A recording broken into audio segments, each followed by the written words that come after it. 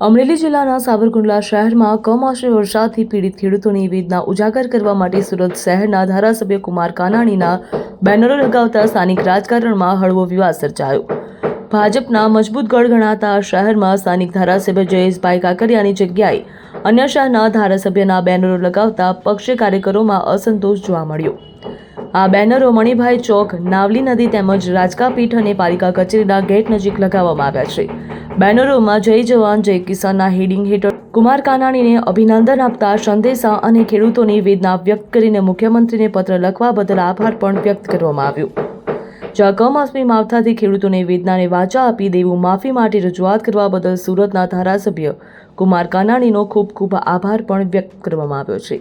આ બેનરો ખેડૂત પરિવારના નેતૃત્વમાં લગાવવામાં આવ્યા હોવાનું કહેવામાં આવ્યું, જેના કારણે સ્થાનિક ભાજપ કાર્યકરોમાં નારાજગી જોવા મળી।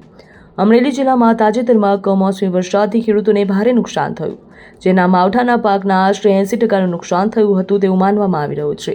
કુમાર કાનાણીએ તાજેતરમાં મુખ્યમંત્રી ભૂપેન્દ્ર પટેલને પત્ર લખ્યો, ખેડૂતોને વળતર અને મદદની માંગણી કરી।